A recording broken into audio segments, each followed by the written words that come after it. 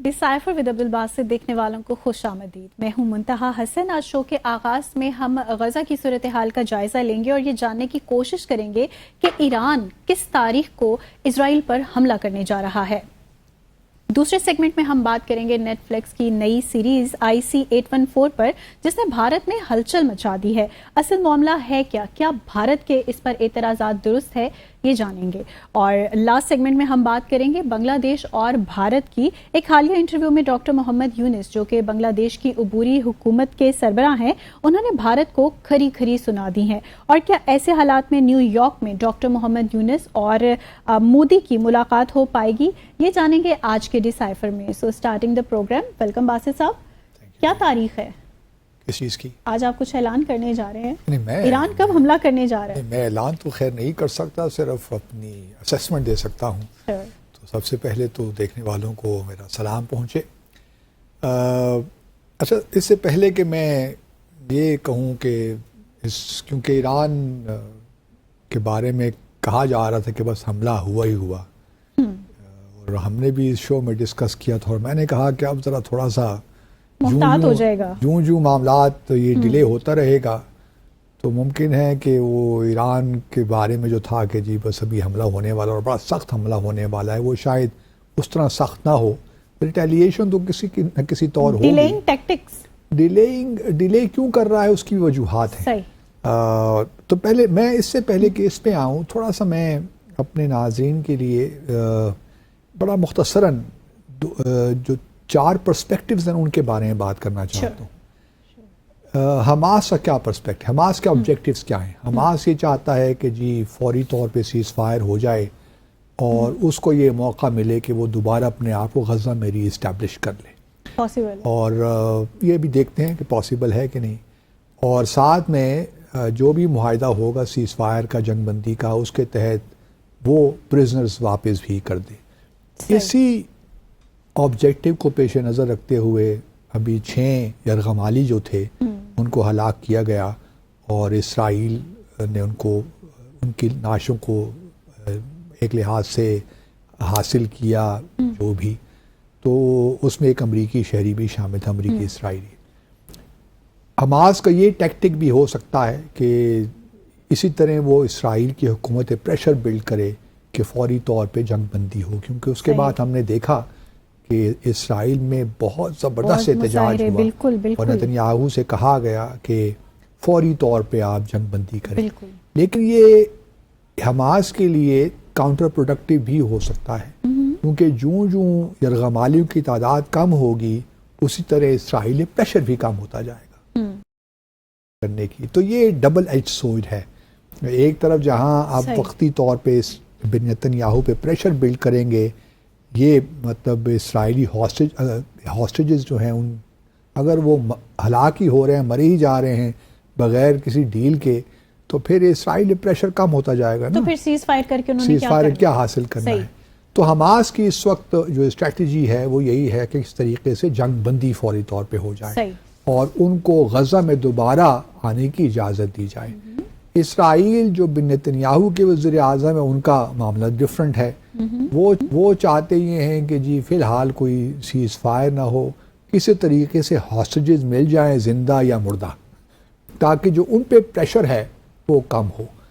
اور دوسرا جو ان کا نقطہ نظر ہے کہ وہ حماس سے، جس طرح ہم نے پہلے بھی ڈسکس کیا تھا، کہ وہ حماس سے ایگریمنٹ کرنا نہیں چاہیں گے، کیونکہ جس دن انہوں نے حماس سے کوئی ایگریمنٹ کیا اس کا مطلب یہ ہوگا کہ انہوں نے حماس کو مان لیا کہ وہی ایک لیجیٹیمیٹ قوت ہے غزہ میں، اور جو ان کا ایک آبجیکٹو تھا کہ حماس کو ہم نے بالکل ختم کر دینا ہے وہ نہیں ہو پایا.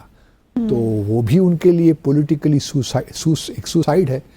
دوسری طرف وہ یہ بھی چاہتے ہیں کہ بائیڈن کو اس وقت اوبلائج نہ کریں، کیونکہ وہ کیوں بائیڈن کو اوبلائج کریں گے یہ معاہدہ کر کے، کیونکہ وہ تو ٹرمپ کی جانب دیکھ رہے ہیں کہ وہ منتخب ہو کے آئیں، وہ امریکہ کے اگلے صدر ہوں. تو وہ جو بھی اگر کرنا چاہیں گے تو پھر اگلے سال جنوری کے بعد ہی کریں گے. جب 20 جنوری اسرائیل کی چوائس ٹرمپ ہے obviously that goes without saying. کیونکہ ٹرمپ ہی نے دیکھیے نا ابراہیم اکارڈ کروائے تھے، اسی نے امریکہ کا جو سفارت خانہ تھا یروشلم جو ہے وہ منتقل کیا تھا. تو ان کی، اور وہ ہارڈ لائنر ہیں، نیو لبرل آپ کہہ سکتے ہیں، یا ایک لحاظ سے وہ پرو اسرائیل ہیں، کیونکہ ڈیموکریٹس بھی ہیں، بائیڈن بھی ہیں، لیکن وہ بہت زیادہ ہیں. صحیح. تو اس لیے بائیڈن، اور چونکہ بائیڈن اور نتنیاہو کے درمیان تعلقات کی اب نوعیت ہو گئی ہے، کوئی ٹیلی فون پہ دوسرے سے بات بھی نہیں کرتے، بہت مشکل ہوتی ہے. تو اب نتنیاہو اپنے پولیٹیکل سروائیول کے لیے سوچ رہے ہوں گے نا، کیونکہ جو ہی اگر انہوں نے حماس سے کیا تو ایک تو انٹرنلی جو ان کے ساتھ کوalition پارٹنرز ہیں، فار رائٹ کے جو لوگ ہیں، وہ ان سے الگ ہو جائیں گے، تو ان کی حکومت کلیپس ہو جائے گی، ممکن ہے. اور اگر ان کی حکومت کلیپس ہو جاتی ہے تو جو کرپشن کے کیسز ہیں وہ کھل جائیں گے. تو وہ یہ بھی نہیں چاہتے، تو اس لیے وہ بائیڈن کو بھی اس سے تو oblige نہیں کرنا چاہتے، وہ اس کو بھی ایک لحاظ سے آگے لے جانا چاہتے ہیں، کیونکہ اب اتنی کمپلیکسٹیز آ گئی ہیں پروپوزلز میں بھی. ایک فیلاڈیلفی کوریڈور ہے، وہ اسرائیل کہہ رہا ہے کہ میں اس کو خالی نہیں کروں گا، کیونکہ وہ بیچ والا راستہ ہے ایجپٹ اور غزہ کو ملانے والا. تو وہ حماس تو انسسٹ کر رہے ہیں کہ آپ ٹوٹل وڈرال کریں غزہ سے. تو اب معاملات اس طرح ہی چلتے رہیں گے. اور پھر امریکہ اس وقت جو بائیڈن ہے وہ تو چاہیں گے کہ جلد از جلد ہو جائے. ان کا پرسپیکٹیو یہ ہے کہ جلد از جلد کوئی معاہدہ ہو جائے تاکہ نومبر میں جو انتخابات آ رہے ہیں وہ کوئی سیاسی فائدہ اٹھا سکیں. اور اس دوران اگر ہاسٹیجز بھی آ جاتے تو کیا ہی بات ہوگی. بھلے وہ سیز فائر 4 ہفتوں کے لیے ہوتی ہے، 6 ہفتوں کے لیے ہوتی ہے، وہ اس سے فرق نہیں پڑتا. اس وقت بائیڈن کو اور کیملا ہارس کو چاہیے ایک سیز فائر، اور جو بھی ارغمالی ہیں وہ واپس آ جائیں حماس کی کسٹڈی سے. ایران کا پرسپیکٹیو اب کیا ہے؟ ایران آبویسلی اس طرح ہم نے شروع میں کہا، وہ جو ایک تھا نا کہ اب آوے ہی آوے ایران کا، میں نے پہلے بھی کہا تھا کہ بہت مشکل ہے، کیونکہ ایران نے ایک لحاظ سے مجھے لگتا انہوں نے پہلے تو بڑا سوچا ہوگا کہ جی حماس نے، اور یہ شاید جو حماس نے 7 اکتوبر کا واقعہ کیا بھی ہے نا، مجھے نہیں لگتا کہ ایران اس میں شامل تھا. یہ شاید حماس نے اپنے طور پہ یہ کیا ہے، اور خاص طور پہ جو ملٹری ونگ ہے غزہ کے اندر حماس کا، جس کو اس وقت یہ جو ہیں اپنا یحییٰ سنور وہ ہیڈ کر رہے تھے. اب تو وہ پولیٹیکل بیورو کے چیف ہو گئے نا اسماعیل شاہین اپنے ہانیہ کی شہادت کے بعد. اب ایران کو مشکل یہ ہے کہ انہوں نے، روح اللہ آیت اللہ خمینائی نے تو کہہ دیا کہ جی ہم نے اسرائیل کو ٹارگٹ کرنا ہے ہر صورت میں، لیکن اب پچھلے دنوں ایران سے جو اسٹیٹمنٹس آ رہے ہیں وہ یہی ہے کہ جی بڑا کیلکولیٹڈ موو ہونی چاہیے، جلد بازی نہیں کرنی چاہیے، اور یہ پیشنس کے ساتھ ہم کریں گے، ہمیں کوئی جلدی نہیں ہے، سو آن اینڈ سو فورتھ. اگر کوئی واقعی ایران کوئی کرنا چاہتا ہے تو مجھے لگتا ہے کہ شاید 7 اکتوبر از دا ڈیٹ، کیونکہ 7 اکتوبر کو حماس نے حملہ کیا تھا، اور 7 اکتوبر ہی کو 1973 کی وار بھی ہوئی تھی اگر آپ کو یاد ہو. تو یہ سارے اسی کے تناظر میں اگر ایران نے کوئی ایکشن لیا تو شاید اسی دن ہو. تو ابھی بھی 1 مہینہ اس کو ہے میرے خیال میں، تو 1 مہینہ اور دے گا ایران، دیکھے گا شاید کچھ حالات بدل جائیں. کیونکہ بیچ مین وائل ہم نے دیکھا نا کہ حزب اللہ نے جو ہے ساؤتھ لیبنان میں، انہوں نے جو ان کا ایک ملٹری کمانڈر تھا فواد شکر، اس کے اسرائیل نے اس کو شہید کیا. تو اس کا ریونج لینے کے لیے، انتقام لینے کے لیے حزب اللہ نے کچھ 300 سے زیادہ میزائل بھی گرائے پچھلے ہفتے، لیکن اس کا کوئی اثر اسرائیل کو نہیں ہوا، کیونکہ اسرائیل تو ویل پریپیئرڈ تھا نا. تو اس وجہ سے اگر ایران بھی کوئی ایکشن لیتا ہے تو ابھی اسرائیل ویل پریپیئرڈ ہے. لیکن یہ بات ضرور ہے کہ جہاں ایران نے جب اپریل میں حملہ کیا تھا، اس وقت ایران نے تقریباً $100 ملین کے ڈرونز یا میزائلز پھینکے ہوں گے اسرائیل پر ایران نے، لیکن اسرائیل کو تقریباً $2 بلین خرچ کرنے پڑے اپنے دفاع میں. اینٹی میزائل جو بھی سسٹمز لگائے انہوں نے $2 بلین. تو یہ بہت ایک ہے تو صحیح. ابھی بھی ایران کوئی اگر حملے کرتا ہے تو کافی اسرائیل کو مشکل میں تو انٹینسٹی کیا ہوگی؟ انٹینسٹی ہو سکتی ہے، لیکن میرا نہیں خیال کہ ایران اس موڈ میں ہے. ایسا سچی بات یہ ہے، آپ کو نہیں نظر آ رہا کوئی؟ مجھے کچھ نظر نہیں آ رہا کہ بہت زیادہ انٹینسٹی ہوگی. وہ تو دیکھیے یہاں تک بھی ہے کہ ایران کے جو لیڈرشپ ہے وہ اس حزب اللہ کے ہی جو تھوڑے بہت واقعات انہوں نے کیے ہیں، میزائل پھینکے ہیں، انہی کو ہی کہہ رہے ہیں کہ جی بس کچھ لوگ یہ سجسٹ کر رہے ہیں ایران میں کہ ہی کافی ہے، ہم نے جو کرنا تھا کر لیا، تو اس سے زیادہ ہم اب کیا کریں.